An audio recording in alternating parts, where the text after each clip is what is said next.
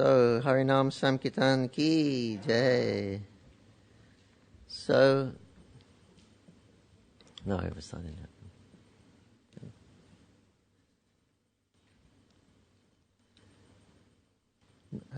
that. Book Marathon ki jai. So, distributing the transcendental books of Srila Prabhupada, the savior of the whole world. So Srila Prabhupada very expertly picked up on how to please his spiritual master by writing and pleasing these books. So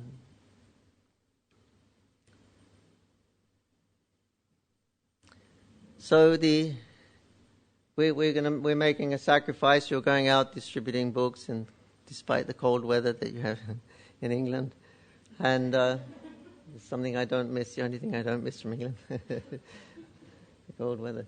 But you're going to take some austerities and penances. But when we check the lives of Srila Prabhupada and previous acharyas, look at the sacrifices they made to give us Krishna consciousness. So human life is meant for sacrifice. Srila Bhaktivinoda Thakur, it was impossible for any human person to do what he did. At the time when 13 upper sampradayas were there against the pure teachings of Chaitanya Mahaprabhu, Vaishnavas had a very bad name at that time because of these teachings of the upper sampradayas. And Bhaktivinoda Thakur, he wanted to get Chaitanya. It took him about 6 years to find the Chaitanya. Now we can just go to the book table or anywhere and get them here, but that's how bad the situation was. But what he did, was like, he's called the seventh Goswami because of his great achievements in re-establishing Krishna consciousness despite such a situation. Srila Bhaktisiddhanta Saraswati Thakur, great austerities and penances he went to. He made a vow to chant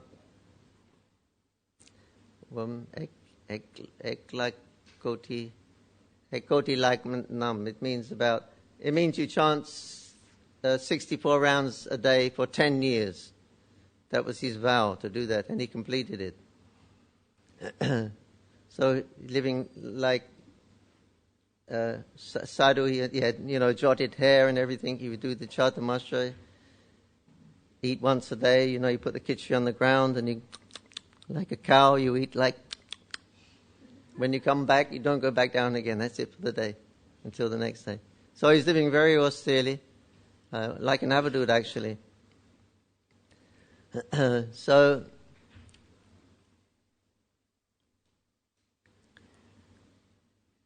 there's one instance that shows his dedication to executing the orders of Chaitanya Mahaprabhu and establishing Krishna consciousness. Srila Bhaktisiddhanta Saraswati Thakur invited the governor of West Bengal to come to Mayapur. Mayapur was a completely remote place. There was not even proper connection there. There was no road. He had to build a road for this occasion. But anyway, he invited Sir John Anderson, who was the British Raj at that time, to come all the way to Mayapur, which is still a remote village. But he influenced him to come. And so he said to his disciples that these people, they're meat eaters. And Sir John Anderson means a whole entourage. So you have to get food that they're going to eat. You can't just give them rice. It's not their food. So they said, what can we do? He said, go to Nabadweep. You get those Brahmins who worship in Kali, and they cutting goats and things like that. They can come and they can for our guests of honor. So that happened. And then after the function was finished, the disciples went to Srila Bhaktisiddhanta Saraswati Thakur and said, please Guru Maharaj, you please explain what just happened. He said, here they were allowed to come here, killing goats, cooking meat here, right on the house of Chandrasekhar Acharya. That was where the Chaitanya Math is now.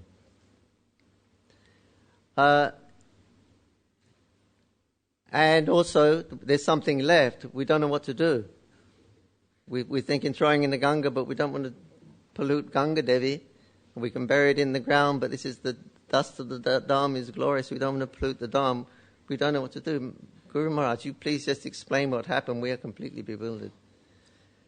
And Srila Bhaktisiddhanta Saraswati Thakur said, yeah, I used to think like that 100 births ago.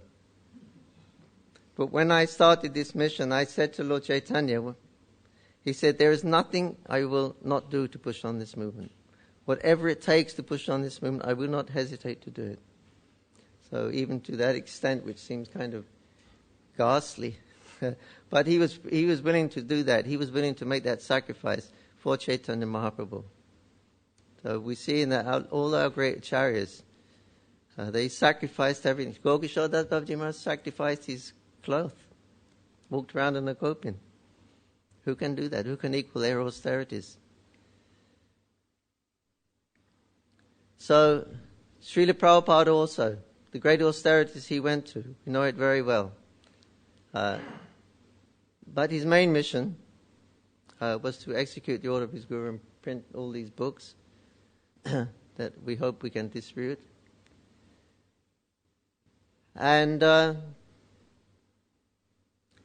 Srila Prabhupada, he was managing the worldwide movement, and it was like brand new. Everything was new for us. We didn't even know how to clean ourselves properly. He had to teach us everything, like we were like babies. Everything was all brand new, the culture, everything. So this was Prabhupada's situation. He was managing a worldwide movement, and he said, I can't get time to write my books. My Guru Maharaj has given me the instruction, but all the time I'm answering all these different questions, which they wanted to know, and he had to tell them. So Srila Prabhupada said, I pray to Krishna that I may not be able to sleep at night, so then I can translate my books. And he said, Krishna gave me that benediction, and now I don't have to sleep. So this is Prabhupada. He gave up his sleeping for us. Those books are not for him. He knows Krishna. He's with Krishna. Those books are for us. So Prabhupada gave up his sacrifice, his sleeping, so we can get those books. And how much effort and attention Prabhupada put in these books.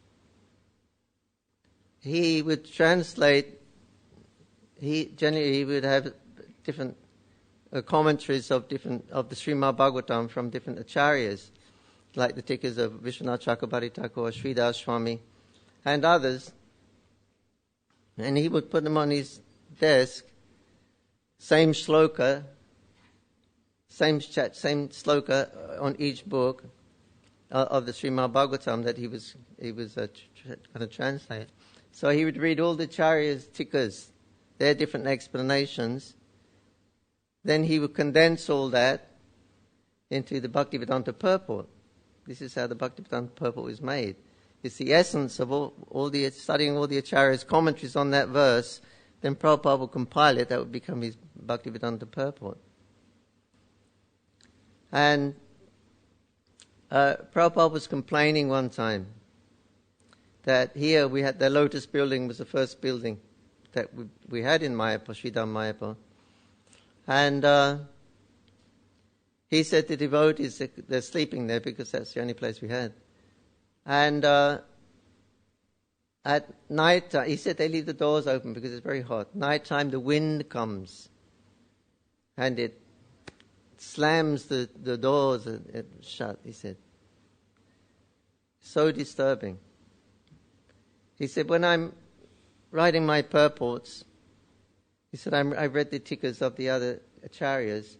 He said, sometimes I'm waiting for one word that, just expresses the mood of the different acharyas. One word I want. He says, sometimes I'm waiting 3 days just to get that one word. This is Prabhupada.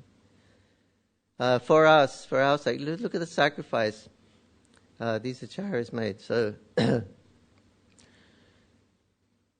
you can be out in the windy streets of London and other places, but our sacrifice it won't equal what Prabhupada and the acharyas have shown to us.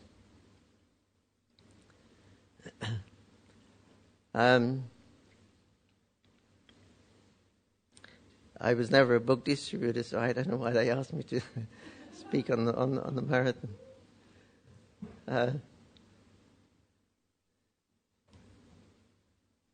But I'll tell you a Sankirtan story of the one brahmachari. What was his name? I think Ramananda. Anyway, from Bengal. And the book distributors, they go out every year. They go out on holiday somewhere, have a break, and they go out different places. So this year they went to Nepal, went to the Gandaki, and they bought some Shalagram Shila back from Gandaki. So he asked me to identify it. And I was looking at the Shila and I said, it's got a little footprint of a calf in it. And I said, this is a Krishna Shila. It's got the calf's footprint on it. The Shalagram, they have different lakshanas, chakras and things like that. So it's said that if a person worships this Shila, if he adores this Shila throughout his life, he goes back home, back to Godhead. I said I'd let him know. I took the Shila. I said I'll let you know. I'll have a look at it and I'll let you know. So this is what I found out when I was reading about the different symptoms, lakshanas on the Shalagram. So it says, that this is significant. This calf's hoofprint in the Shalagram, it means that you worship this deity, then the whole material universe shrinks to the size of the calf's hoofprint and you just step over it. You go back to Godhead. So I thought, wow, I really like this Shila, go back to Godhead if I worship this Shila. I was thinking, I get a real gold casket, a little nice gold one, put them on, wear him around my neck all the time, worship him, adore him every day. It's my ticket back home, back to Godhead. I hope he doesn't want to keep it. So the next day, I saw him and he said, so what is it? And so I explained to him the symptoms, and I said, it's a Krishna Shila. And I said, softly, I thought I hope he wouldn't hear him. So, do you want to worship, or I can take over the worship. And he was thinking a bit, and he said, well, I'm Sankirtan. I go out on Sankirtan, and it'll be a botheration. I got to have paraphernalia for worshipping. I don't really have enough time or anything like that. So maybe I won't worship. I said, Hari Baba, this is your ticket back to Godhead, and you don't want it. He said, well, I think it'll interfere with my Sankirtan. I felt about this big. This is the Sankirtan devotee's consciousness my consciousness was so tiny. I was just thinking of myself going back to Godhead, and he was just thinking, this going back to Godhead, it's going to interfere with his distributing books. He didn't even care that he wasn't going to go back to Godhead. Sankirtan Bhakta Vrinda Ki.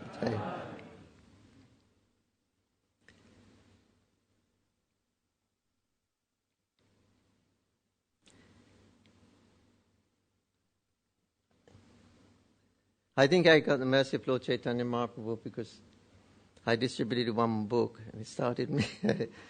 Somehow or another, I took part. And I just met the devotees. This was in Jagannath Puri in 1971. And it was a Rath Yatra festival. Somehow or another I was there. I didn't know anything about it. And I saw the devotees. They were doing some Harinam Sankirtan, and they were also distributing some back to Godhead.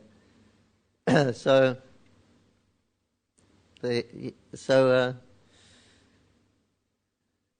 anyway, I approached them. I'd seen them a couple of times in London, different clubs and things like that. They were very popular in the 70s. They were in demand, actually. They used to book them for appear in different clubs. And they used to teach us the Swami step and chanting Hare Krishna.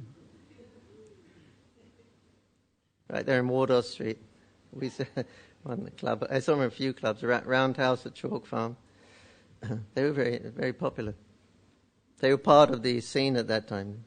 They were adding that spiritual touch to it. Anyway, but I hadn't spoken to them. But then I saw them there in Puri. And I said, why are you chanting Krishna's names? I said, in Hinduism, the highest aspect of Hinduism, this Trinity, you have Brahma, Vishnu, Mahesh. Brahma, Shiva and Vishnu. This is my understanding at that time. Anyway, this is the highest conception in Hinduism. So why are you not chanting Brahma, Shiva and Vishnu's name? Why are you chanting Krishna's name? So the new Bhakta, he said, well, we chant Krishna's name because Krishna is the supreme personality of Godhead. And it just struck me. I think, well, I've been about a year in India meeting so many sadhus and things like that. No one ever told me God was a person before. No one. Here is a new Bhakta. From Australia also. When Prabhupada left the deities there, he said, he prayed to I've left you in the hand of the Malechas. Please, may they take good care of you. So here is new Bhakta from Malechadesh. But he told me Krishna is the Supreme Personality of Godhead. I've been meeting so many sadhus, Rishikesh, what was his name? That's Swami Shivananda. Hearing them speaking, that nobody told me that Krishna was the Supreme Personality. God is the person. Nobody said that. So this is the first thing he said. So it struck me. And I was kind of stumped. You know, I always had so many arguments when I was talking with people. I come out with this, come out with that. He couldn't say anything. I was kind of... So anyway, so then they showed me Prabhupada's Gita. I was reading Gita, not Prabhupada's. I couldn't understand anything. But as soon as I read Prabhupada's Gita, everything made sense. And so anyway, he said, look, take this magazine, Back to Godhead magazine. We'll see you tomorrow. You come back tomorrow here and we can speak some more. So, okay. So then they left and I had this magazine and I opened it up and then someone come up and said, oh, are you selling those magazines? I said, yeah, 2 rupees. Okay. I sold a book, the first book. I distributed the book. Haribol. After that, the devotees, next day I saw them, they took me back to where they were staying and then they started to preach to me. And from there I went to Calcutta and I never left after that. I got that one book. got me the mercy of the Mahaprabhu and his devotees. Sankirtan ki jai.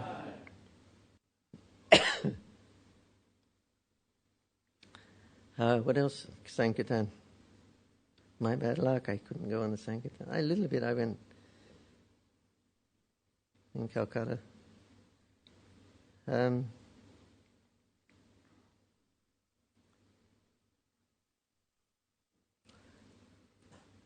Anyway, maybe I'm doing a little bit by sitting in Mayapur. Worshipping Panchatattva. It's their movement. So Panchatattva,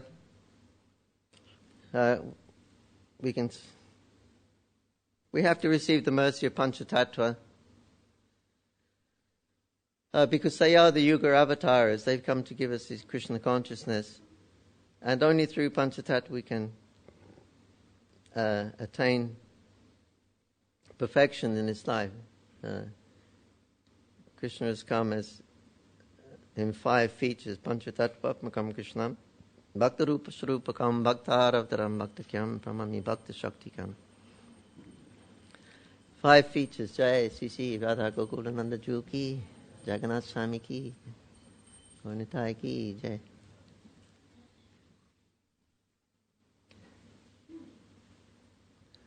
So they've come to give the Yuga Dharma, and we have to go through these Panchatattva. This a progression is here. That first we approach Srivas Thakur. Srivas Thakur we know is Narad Muni, pure devotee of the Lord. So first we approach Srivas, the pure devotee in our spiritual life. Yeah? Everybody knows it. You should take initiation, take shelter of a pure devotee like that.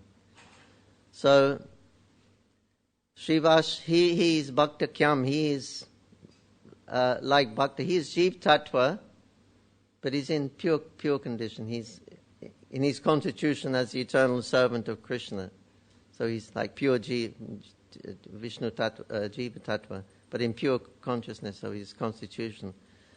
So first we approach that pure devotee, and he gives us the process of Krishna consciousness,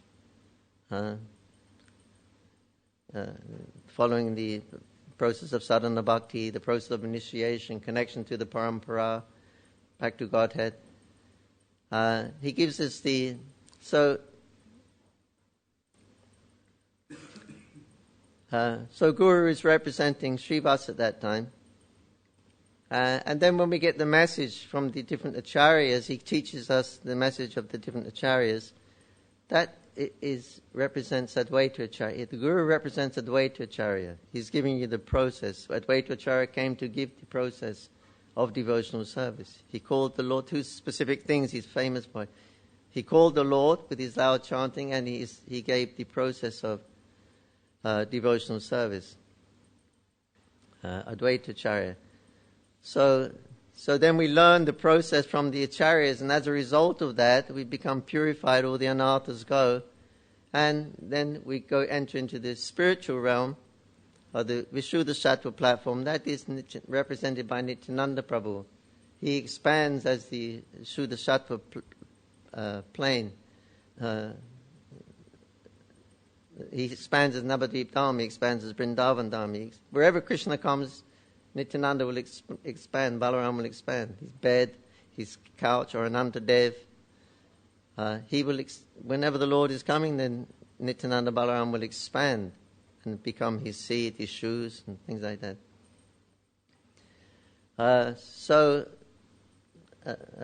By the mercy of Nityananda Prabhu, then we understand the Vishuddha Sattva, the pure transcendental realm. We're out of the modes of material nature.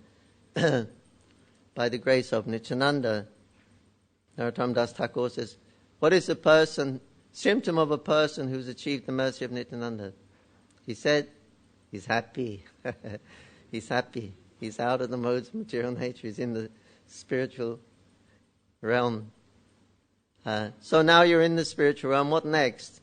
Okay, you got out the material world through the grace of Srivas and Advaita Acharya and the Nityananda Prabhu. You're in the spirit. Now what do you do? So then you approach Agadata Pandit, who's a Hladini potency. This is Narottam Das Thakur singing this progression also. Rupa Raghu. When will I be eager to understand the teachings of the 6 Goswamis, Rupam Raghunath? Because these are Hladini potency also. Rupa Goswami is an expansion of Srimati Radharani. So we're approaching that Hladini potency. That's Gadadhar's potency. He's Gadadhar Pandit. The pleasure potency of the Lord. So that's represented. So then actually Guru at that time when he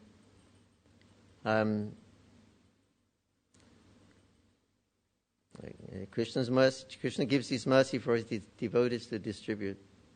So anyway, when the devotees recommend you to Krishna, then Krishna, okay, if you accept him, I must accept him. So he bestows his mercy, his Hladini potency descends upon the jiva, and then he's able to enter into the platform of reciprocation with Radha and Krishna through the mercy of the Haladini potency. Krishna only deals with the Haladini potency, so we have to become imbued with that emotion also by the mercy of Gadadhar Pandit. Then Krishna becomes interested. Oh, my bhakti shakti is there, my Haladini potency, pleasure potency. So Krishna's business is pleasure. God is one, he becomes many for his pleasure. So that's his business. So when one is endowed with this potency, then one can enter, Krishna becomes interested. This is our constitutional nature. We want to try and get back into that Haladini potency, that atmosphere where Krishna becomes interested. And then we can actually approach and serve Krishna, or Chaitanya Mahaprabhu, who is Radha Krishna. So this becomes the progression. And so finally, by the mercy of Gadadhar, we get the mercy of Mahaprabhu, who is Radha and Krishna. So we get their mercy through this way. So this is the only way to approach. And Prabhupada says in Bhagavad Gita,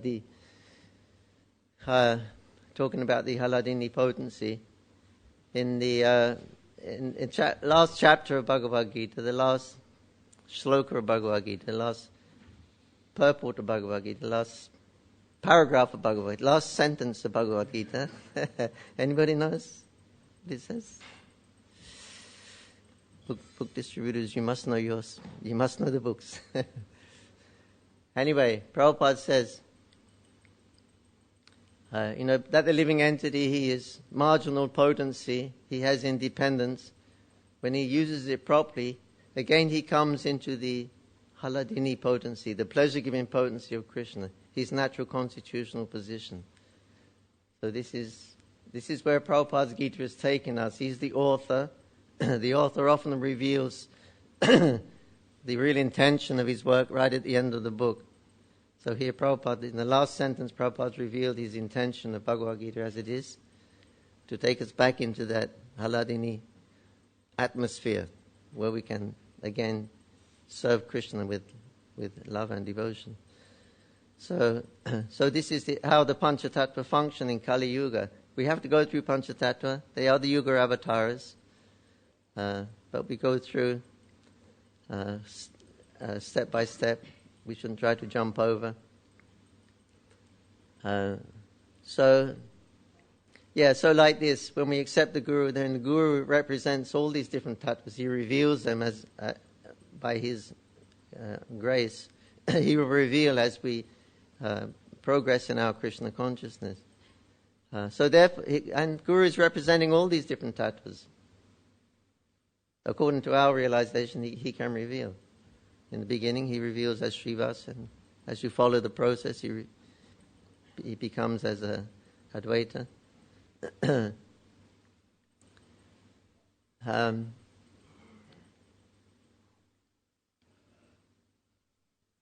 So therefore, Krishnadas Kaviraj says, after explaining these tattvas in Chaitanya Tamrita, then Guru, he's the sixth tattva.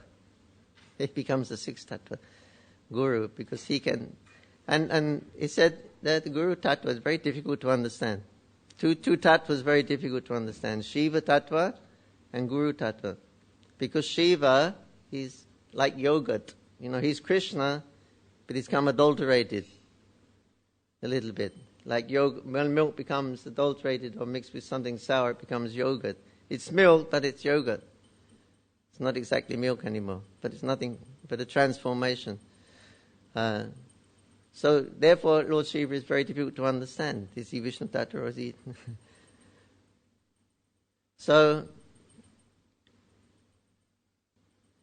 But Guru Tattva is even more difficult to understand.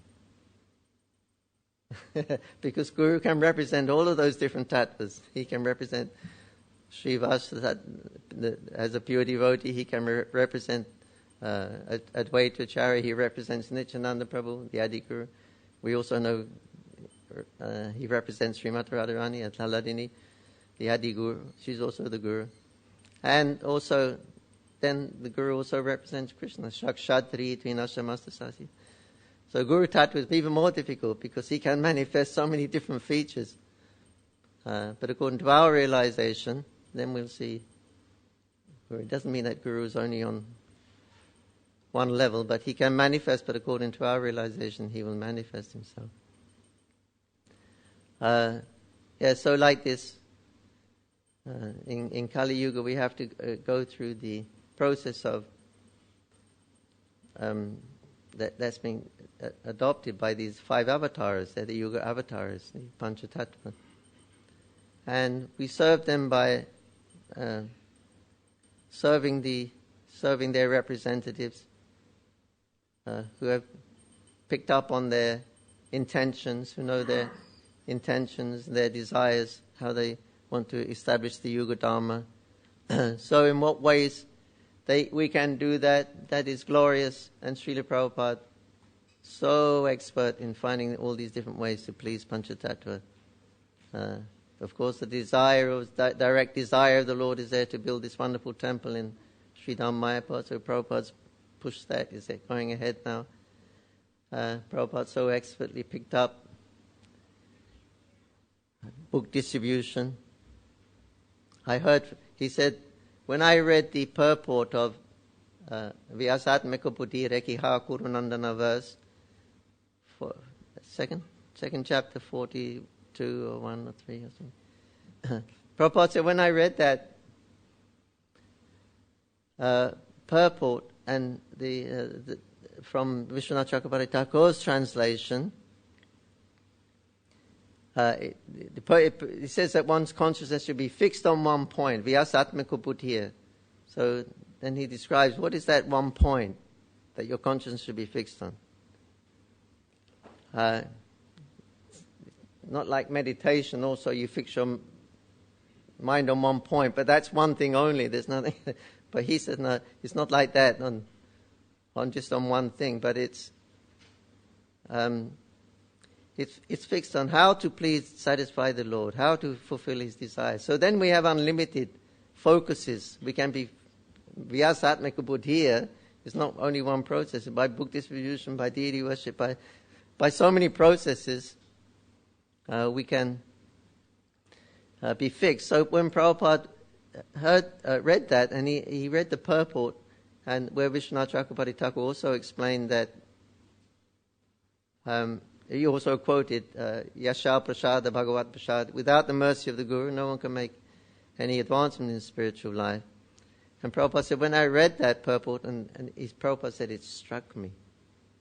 And I remembered what my Guru Maharaj had told me, how if I get money I should distribute and print books.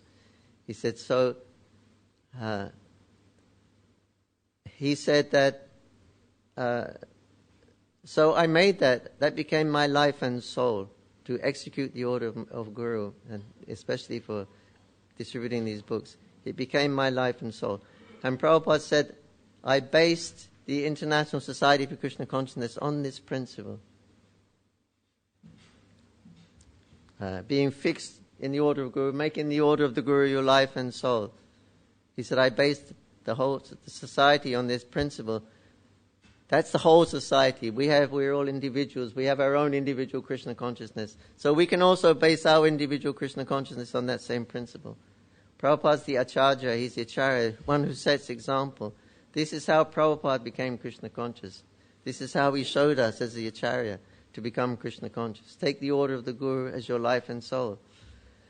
So Prabhupada showed that by his own example.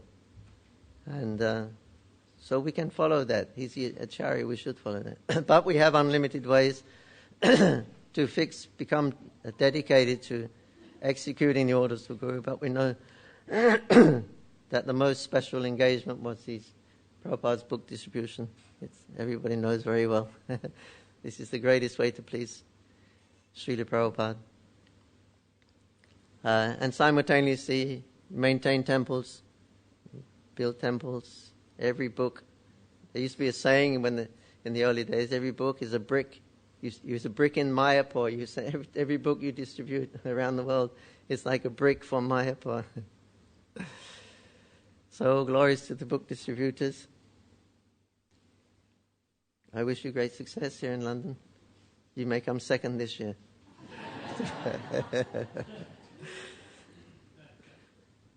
Oh, no, maybe you can come first. Anyway.